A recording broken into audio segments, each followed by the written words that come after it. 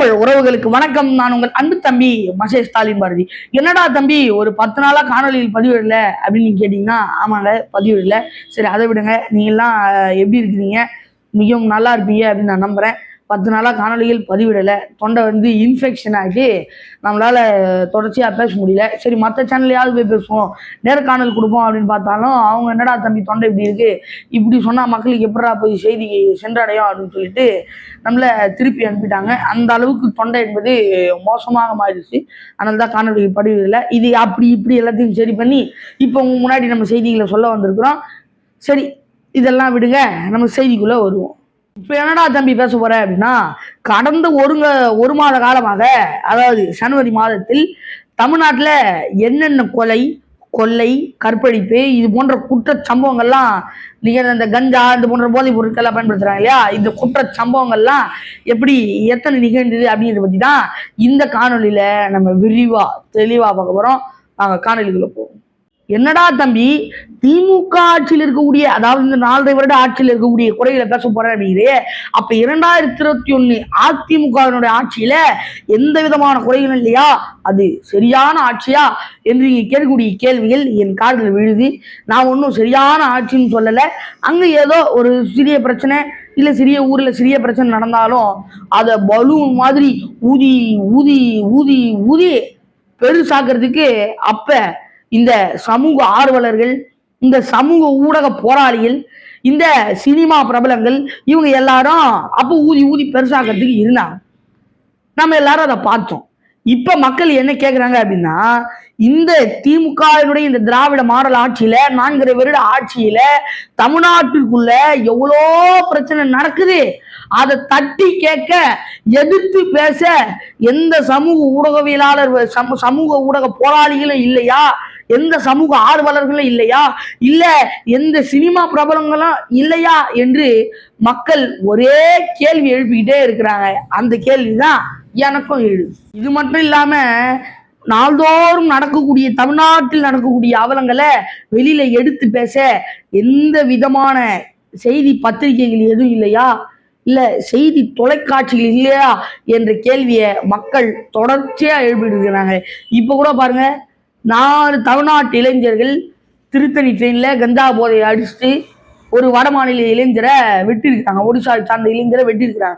இது எவ்வளோ பெரிய தமிழ்நாட்டிற்கான அவலம், எவ்வளோ பெரிய கொடூரமான விடை, கவலையான விடயம். தமிழ்நாட்டை நினைத்து, தமிழ்நாட்டு இளைஞர்களை நினைத்து நாம் அனைவரும் வருந்த வேண்டிய ஒரு விடயம். இது எந்த ஊடகமும் எடுத்து பேசலையே, சமூக ஊடகங்கள்ல ஒரு பேச்சு ஆகலையே என்ற கேள்வியை மக்கள் தொடர்ச்சியா எழுப்புறாங்க. இதை தடுப்பது யாரு என்ற கேள்வியும் தொடர்ச்சியா மக்கள் எழுப்பிட்டு இருக்கிறாங்க. எனக்கும் அந்த கேள்விதான் எழுந்திருக்கு. இப்ப ஒண்ணு இல்லைங்க, பீகாரிலிருந்து தமிழ்நாட்டிற்கு பஞ்சம் பிழைக்க ஒரு வடமாநில குடும்பம் தமிழ்நாட்டில், அதாவது நம்ம சென்னையில அடையார் பக்கத்துல இங்கே ஒரு இடத்துல அந்த கணவர் என்பவர் வாட்ச்மேன் வேலை பார்த்துட்டு அந்த குடும்பம் என்பது ஒரு அமைதியான சூழல வாழ்ந்துட்டு இருக்காங்க. அப்படி இருக்கும்பொழுது நம்ம தமிழ்நாட்டை சார்ந்தவர்கள் ஏதோ இந்த கஞ்சா குடிச்சிட்டு இந்த போதையை அடிச்சுட்டு அப்பாவினுடைய அந்த கூல்ட்ரிங்க்ஸை போட்டு இல்லை கஞ்சாவை அடிச்சுட்டு, ஐயா மா சுப்பிரமணியன் சொன்னார்ல 0% கஞ்சா, அதுல ஏதோ ஒரு இடத்துல கஞ்சா வாங்கி அடிச்சுட்டு அந்த வட மாநிலத்தை சார்ந்த அந்த பெண்ணை கற்பழிக்கு போயிருக்கிறாங்க.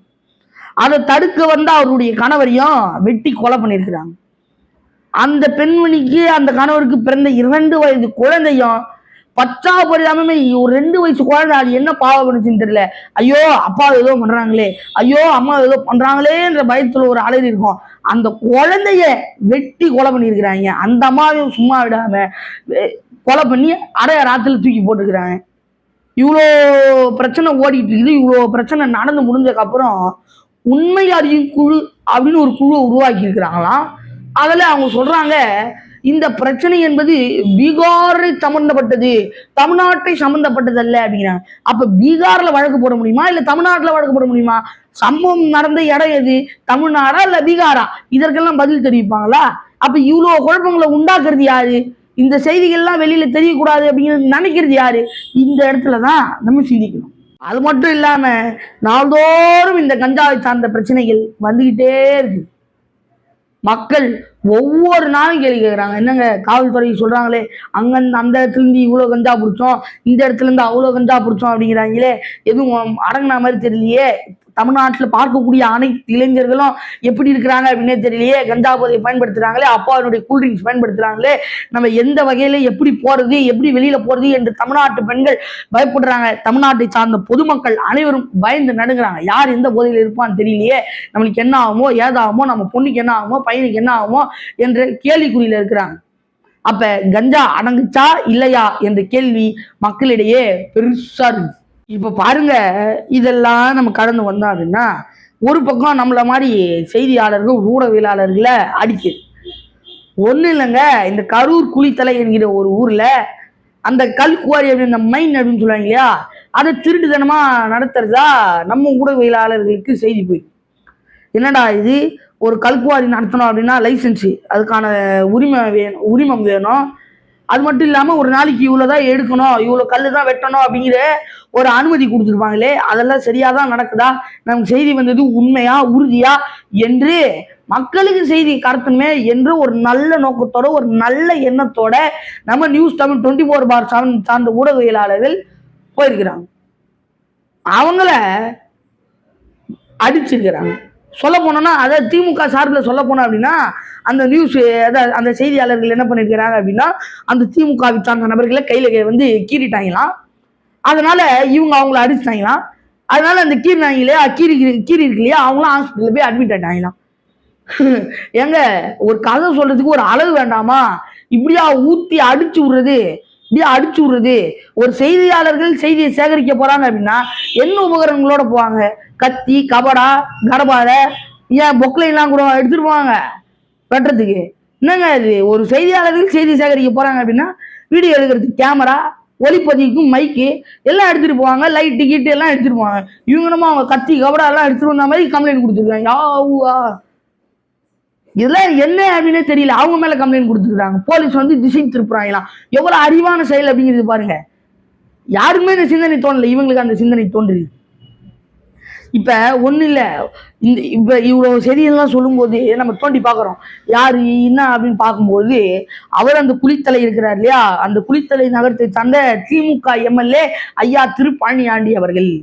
நானும் நினைச்சேன், என்னடா குளித்தலைன்னு சொல்லும் போதே ஐயா கலைஞர் அவர்கள் தானே முதல் தடவையா அங்க நின்று வெற்றி பெற்றாரு அப்படின்னு செய்தி வந்திருக்கு, அப்ப திமுக காரணம் தான் இருக்கும் அப்படின்னு நினைச்சேன். பார்த்தா கரெக்டா திமுக காரு பழனியாண்டி என்கிற ஒரு நபர் சொல்றாங்க. இப்ப கூட அவர் பொண்ணுக்கு ஒரு கல்யாணம் பண்ணாராம். அவர் காடே நட்டு இருந்து காடை எடுத்தாந்து ரோட்ல நட்டுட்டாரு அப்படிங்கிறாங்க. என்னடா இது, காடை எடுத்தாந்து எப்படா ரோட்ல நட முடியும் அப்படின்னு நான் சிந்திச்சேன். அப்புறம் சொல்றாங்க, ஏப்பா வாழைத்தோப்பு கொண்டு வந்து ரோட்ல நட்டுறாங்க பாருதான் புரியுது. ஓஹோ, இந்த ஐயா வந்து முதலமைச்சர் ஐயா வந்தாரு அப்படின்னா வாசல்ல இந்த வாழை மரமா கட்டி தொங்க விடுவாங்களே. இப்ப கூட திருவண்ணாமலையில ஒரு கூட்டம் நடந்தது. அந்த கூட்டத்துல வாழைத்தாறு வாழைப்பூ எல்லாம் திருட்டு போனாங்களே, வாழை மரத்தையும் தூக்கிட்டு ஓடினாங்களே.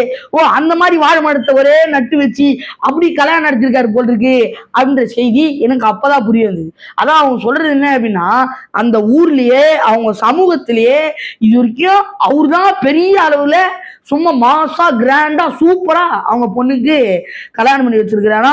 சும்மா இல்லைங்க, திமுகவோட சப்போர்ட்டோட, திமுகவோட முழு உறுதுணையோட எல்லாம் எந்த பண்ணும், இங்க இருந்து நம்ம தமிழ்நாட்டு வளத்தை சொன்னா இல்லையா, சாலைகளை விரிவுபடுத்தி கொடுத்தால் கேரளாவுக்கு கனிமலங்களை வேகமாக கடத்தி செல்ல முடியும் அப்படின்னு சொன்னாங்க இல்லையா, அதுபோல இவங்க நம் தமிழ்நாட்டினுடைய கனிம வளங்கள் எல்லாம் திருடி கொண்டு போய் கேரளால வித்த பணம் தான் அவ்வளோ பணம்.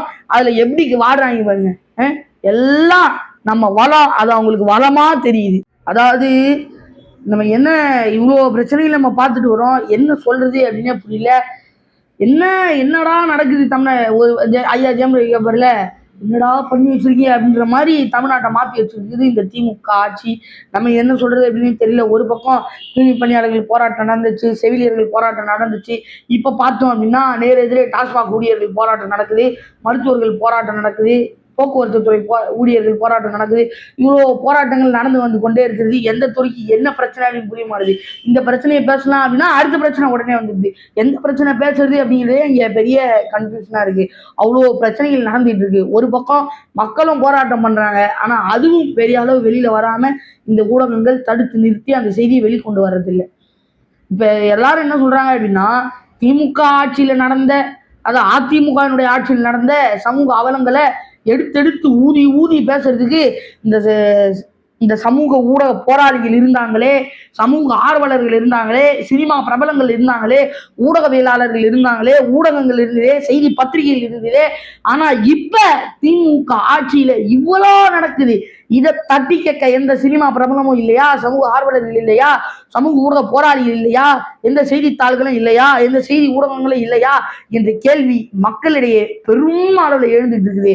அதற்கெல்லாம் வருகின்ற 2026 சட்டமன்ற தேர்தலில் நம்ம ஒரு விடை சொல்லணும். மொத்தமா சொல்லணும் அப்படின்னா, இந்த திமுகவினுடைய ஆட்சியில கருத்து சுதந்திரமே இல்லை. இந்த சமூக ஊடகவியலாளர்கள், இந்த சமூக ஊடக போராளிகள், சமூக ஆர்வலர்கள் எல்லாரும் திமுகவினுடைய இந்த பணத்திற்கு விலை போயிட்டாங்க என்று மக்கள் தொடர்ச்சியாக அவங்க மீது குற்றச்சாட்டை சொல்லிக்கிட்டே இருக்கிறாங்க. ஒரு பக்கம் திமுக மேலே மக்கள் குற்றச்சாட்டை சொல்லிக்கிட்டே இருக்கிறாங்க. எனவே மக்களே, ஓட்டு போட வேண்டியது நம்ம எல்லாருடைய கடமை.